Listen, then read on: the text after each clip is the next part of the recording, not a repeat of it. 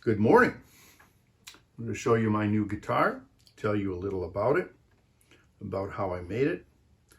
First of all, I made it from scratch, as far as things can be made from scratch. Obviously, I bought a few things. I bought the bridge, saddle, pins, tuners, nut. Okay, I bought this rosette. But all of the wood parts I basically built from scratch, from boards. The sides here are made of ash that I bent using a steam box. I put them in the steam box one at a time for about 3/4 of an hour until I had them pretty heated up, pretty steamed. I took them and I bent them over the form and left them until they were completely dry and cool, and then I put them inside a mold and clamped them inside the mold. One thing about building guitars, you have to build all sorts of other things to use to build a guitar with. Anyway, I used plywood for the top and the back. This is a 3/16 of an inch thick. It's kind of an underlayment type plywood. Luan, they call it sometimes. The neck, the structure of the neck is made of oak, basically old oak, like drawer fronts that I was able to cut into this shape. And I screwed on this vertical piece, and I screwed on another piece underneath that goes down inside. And so what this does is it kind of clips over this, and then a hole goes all the way through, and this carriage bolt here goes through and tightens on a nut inside. And you tighten it way up, and that neck is on there super tight. And it's not going to lift off or do anything crazy like I've seen necks do.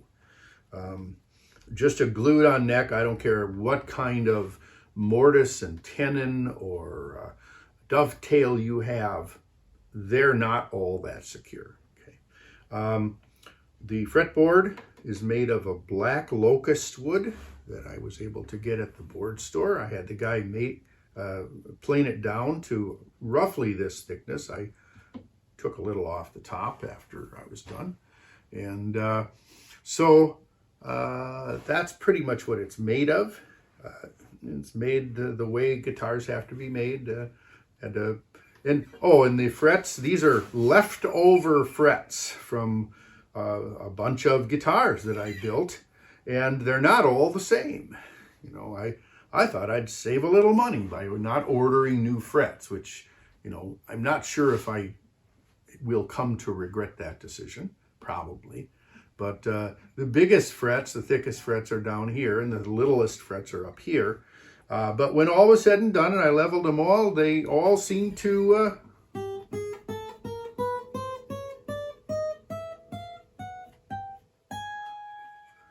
and I've got my string action down pretty low, especially in these treble strings. So it's not fretting out, it's not buzzing. So, you know, whatever works. If it works, don't fix it. Nor do I intend to. I found some plastic along the behind a store where I was behind the pick and save. I found some plastic that I made these fret markers out of, and used a drill and a sander to make little round pieces. I got a little walnut here. That's the only walnut on this guitar, is right here. Inside, the blocks here and here are made of ash, super hard wood ash is. So that's pretty much how the construction of the guitar.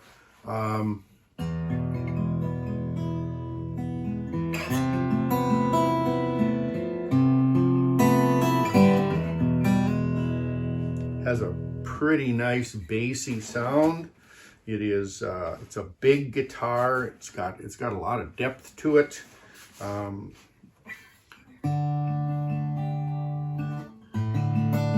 kind of heavy. It's about 1.5 pounds or 2 pounds heavier than my Martin is, which is roughly the same size. It is not quite a dreadnought. It's maybe more akin to a Gibson Jumbo, but I don't think it's quite as big as that. But it's certainly as deep. One thing I didn't do is I didn't make this shallower than this, which I see on most guitars. This is maybe 1 inch thicker, wider than this is. I didn't see any point in doing that because I'm not sure if it makes any difference.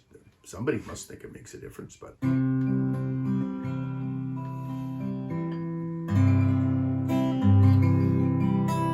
Still in the tuning stages where, you know, every time I play it a little bit, I've got to retune it a little bit while the strings stretch and everything, you know, gets used to the idea that it's now a guitar and not something else. So.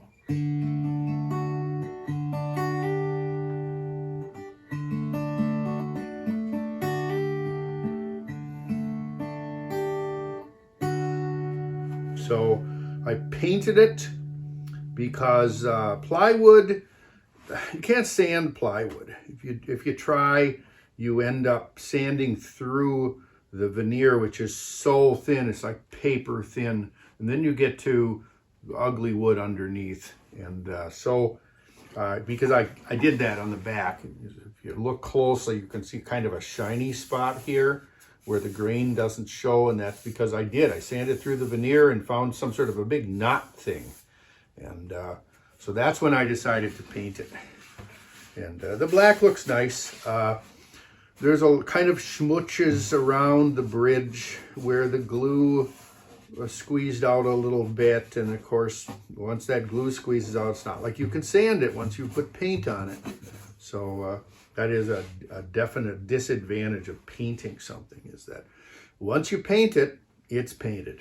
It's there. That's the way it's going to be forever and ever and ever and ever. So that's the guitar. I'll make another video playing a song.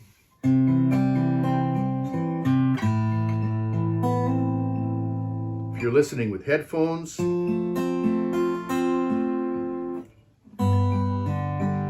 can hear the bass, which sounds really nice, I think.